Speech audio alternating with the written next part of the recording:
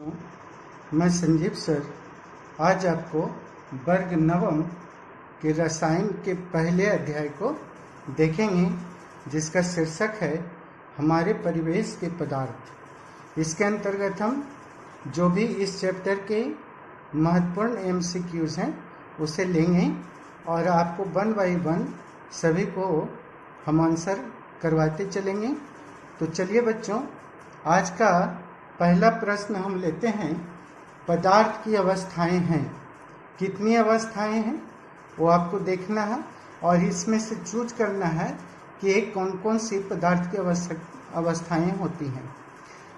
ए में है ठोस, बी में है द्रव, सी में है गैस, डी में है सभी।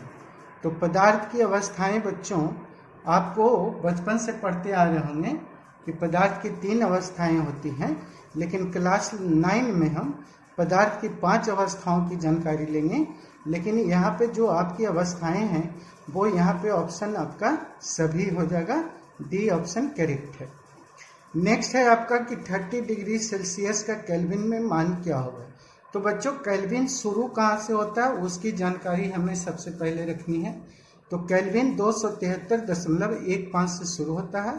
तो 273 में बच्चों हम अगर 30 डिग्री को ऐड कर दें तो 303.15 केल्विन हो जाएगा। तो सही आंसर यहाँ पे सी होगा। नेक्स्ट है कि 573 केल्विन का सेल्सियस में मान पूछा गया है। तो 573 केल्विन का सेल्सियस में मान पूछा गया है, तो हम मान निकालेंगे और उसके बारे में जानेंगे। तो 573 में बच्चों हम अगर 273 को घटा दें तो आ जाता है 300। तो 300 डिग्री जो है वो सेल्सियस में हमारा वैल्यू हो जाएगा, यानी डी ऑप्शन करेक्ट हो जाएगा। ठोस का घनत्व होता है उच्च होता है, निम्न होता है, अति निम्न होता है। तो बच्चों आपको पता होगा कि ठोस का घनत्व जो होता है वो उच्च होता है। ऑप्शन ए यहाँ पे करेक्ट है। नेक्स्ट देखेंगे गैस का घनत्व। गैस का घनत्व उच्च होता है, निम्न होता है, अति निम्न होता है। तो गैस का घनत्व जो होता है वो अति निम्न होता है। सी ऑप्शन सही है। अधिक संपीड्य है ठोस। ठोस को क्या हम दबा सकते हैं? पहले आप समझ लीजिए, अधिक संपीड पूछा गया। ठोस को हम दबा सकते हैं? नहीं दबा सकते हैं। यहाँ पे ठोस दोबारा ऑप्शन है, तो ये तो एक ही ऑप्शन मान के चलिएगा, गैस या द्रव्य। तो गैस जो होगा बच्चों वो अधिक संपीड, यानी ज़्यादा से ज़्यादा हम इसको दबा सकते हैं। सी ऑप्शन करेक्ट है। दाब का मात्रक क्या है? पास्कल है, न्यूटन है, डाइन है या डी में कोई नहीं। ये प्रश्न संख्या 7 है। तो दाब का मात्रक जो होता है बच्चों वो पास्कल होता है। ये ऑप्शन करेक्ट है। गर्म करने पर गैस का आयतन बढ़ेगा, घटेगा, अपरिवर्तित रहेगा, डी कोई नहीं। तो बच्चों जब हम किसी गैस को गर्म करेंगे तो उसका जो आयतन होता है वो बढ़ जाता है। ये ऑप्शन सही होगा। गैस का द्रव में परिवर्तन, गैस के द्रव में परिवर्तन को कहते हैं, ए में है संघनन, बी में है जमना, गैसीकरण, डी तो कोई नहीं। तो यहाँ पे 9 का जो करेक्ट आंसर होगा वो होगा संघनन। आर्द्र वायु में गीले कपड़े सूख जाते हैं, क्यों सूखते हैं बताइए? आर्द्र वायु में गीले कपड़े सूखते हैं, देर से सूखते हैं, जल्दी सूखते हैं, उमस के कारण, या डी कोई नहीं। तो आर्द्र वायु का मतलब हो गया वैसी वायु जिसमें नमी की मात्रा ज़्यादा हो। तो बच्चों उसमें जो कपड़े होंगे, जब नमी ज़्यादा होगा तो कपड़े देर से सूखेंगे। बी ऑप्शन करेक्ट होगा। बाष्पन की क्रिया से क्या उत्पन्न होती है? गर्मी, ठंडक, ताप में वृद्धि, डी कोई नहीं। तो ठंडक उत्पन्न होगा बाष्पन की क्रिया से। प्रश्न संख्या 12 को लेते हैं कि ठोस पदार्थ होता है संपीड्य होता है, असंपीड्य होता है, अति संपीड्य होता है या फिर डी कोई नहीं। तो ये जो है बच्चों ठोस पदार्थ जो होता है उसे हम आसानी से दबा नहीं सकते हैं, असंपीड्य होगा। बी ऑप्शन करेक्ट होगा। पदार्थ की चौथी अवस्था क्या कहलाती है?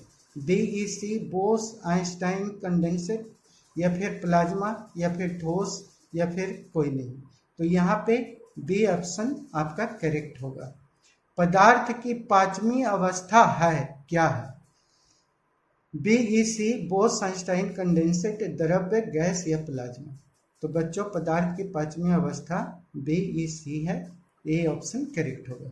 प्रश्न संख्या 15 को देखें। ठोस का सीधे वाष्प में बदलना कहलाता है, क्या कहलाता है? ठोस को सीधे हम अगर वाष्प में हम बदल दें, है ना, तो उसे हम वाष्पन कहेंगे, उबलना कहेंगे, संघनन कहेंगे, ऊर्ध्वपातन कहेंगे। तो ऊर्ध्वपातन कहलाएगा। वैसी प्रक्रिया जिसमें इत्र की गंध चारों ओर फैल जाती है कहलाती है वाष्पन, विसरण, संघनन, द्रवण। ये प्रश्न संख्या 16 है, और प्रश्न संख्या 16 का जो सही आंसर होगा वो होगा यहाँ पे विसरण। विसरण जो है गैसों में आपस में घुल मिल जाने की क्रिया को कहते हैं। तो इत्र की गंध जो है वो हवा में घुल मिल जाती है, इसलिए इसका आंसर विसरण होगा। प्रश्न संख्या 17 को देखें। पदार्थ के कणों को एक साथ बांध कर रखने वाला बल कहलाता है, क्या कहलाता है? अंतरा अणुक का स्थान, अंतरा अणुक बल, बंधन, डी कोई नहीं।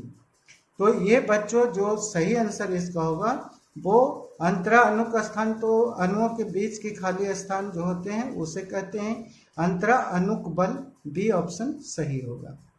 वाष्पन की क्रिया निर्भर करती है, किस पर निर्भर करती है? हवा के वेग पर, ताप पर, द्रव के पृष्ठीय क्षेत्रफल पर, कि सभी पर। तो वाष्पन की क्रिया हवा के वेग पर भी, हवा चलेगा तो कपड़े जल्द सूख जाएंगे वाष्पन की क्रिया होने के कारण। ताप ज़्यादा होगा, धूप ज़्यादा होगा, तब भी कपड़े जल्दी से सूखेंगे।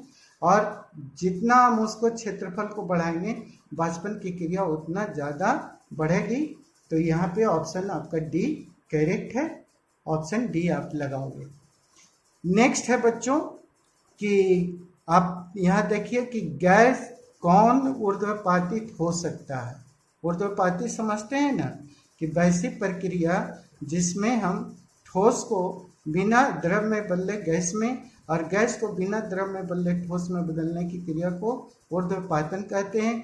और जो पदार्थ ऊर्ध्वपातन हो जाता है उसे ऊर्ध्वपातित पदार्थ कहते हैं। तो यहाँ कपूर है कि नौसादा है कि आयोडीन है कि सभी है? तो ये सभी होंगे, डी सही है। गैस का ठोस में बदलना कहलाता है, गैस को ठोस में बदलने की क्रिया को हम क्या कहते हैं?